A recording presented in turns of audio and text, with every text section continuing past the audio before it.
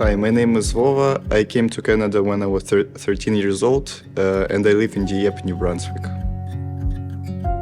At first days at school in Canada, I was very worried and scared to go because of the language and the culture here. How is the day going to be here? How people will kind of react? But it was not that bad because there was a lot of people, new students, not only from like other schools, but also from other countries. So like in a few days, I was okay.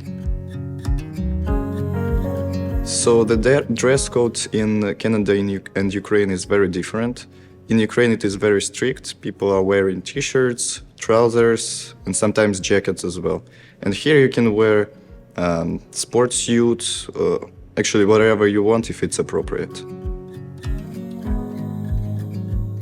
So in Ukraine, there is a lot of homework for every subject. And in Canada, there is still homework, but much less, and teachers let the students kind of do their work during the classes. And it's because in Canada, there are like much less classes during the year than in Ukraine. Lunch in Canada and Ukraine are pretty similar. Some people bring their own food, some people buy food here. The only difference is in Ukraine you pay for the food for the month, and the people in Ukraine, they cook like kind of the same dishes for everyone who paid. And in Canada you can buy like pizza or some other dishes, like whatever you want. Birthday celebrations in Ukraine, the one who has birthday, he brings or she brings some candies and gives around the class, and class celebrates it with the teacher, the birthday, like they say happy birthday. And in Canada, it really depends if the person says about it to the class. After-school activities in Ukraine and Canada are a bit different. In Ukraine, usually they are not provided by the school, only maybe some popular sports, for example, like soccer. And people like find other coaches from maybe some other clubs that are independent from school. In Canada, like everything is provided by the school. Every sports or like dancing or some other activities like chess, it is provided by the school.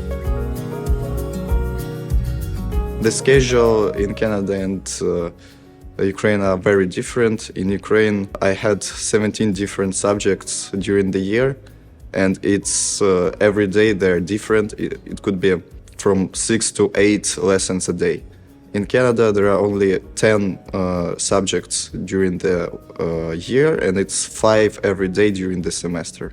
Also, the big difference between the curriculum in Canada and Ukraine is that in Ukraine, teachers, the school, it gives you lessons whether you like them or not, and you must do them, you must learn them. And in Canada, you can choose some lessons that you want to do, some lessons that you don't want to do. There are some important as well. For example, English, you must have it, but other than that, you can choose whatever you want. The independence in school in Ukraine and Canada are pretty similar. Both in Ukraine and Canada, teacher gives you homework, and you have a due date which you need to follow up and get it done. But in Canada, it's like they forgive often when you are past the due date, and sometimes, of course, some teachers make the grade lower, and it's okay because due date is due date. But in Ukraine, it's much more strict. If you don't pass it in due date, there could be a bad grade you will be getting. The good teacher in Ukraine is the one who understands that not all students are as smart as the teachers want them to be, and the one that listens to questions and tries to help in whatever ways it's possible. There are punishments in Ukraine if you do something very bad. They can just kick you out from the school. In Ukraine, there is no detention from the school. If you do something bad and it's very bad, you just getting kicked out of the school.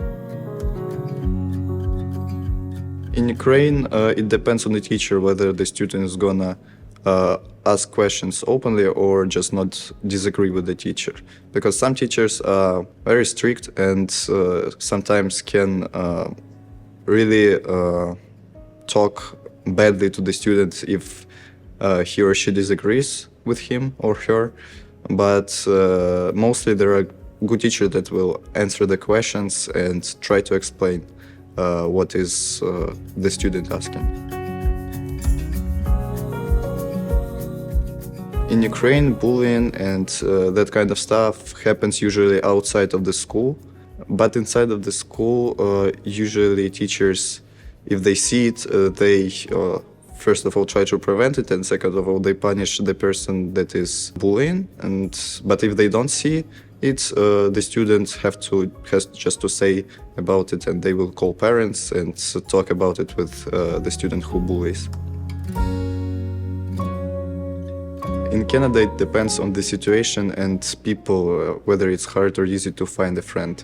Personally, me, I could find some friends from Canada in first day of school, first or second day of school. And they were just very funny and friendly people. So it really depends just on the person and maybe situation.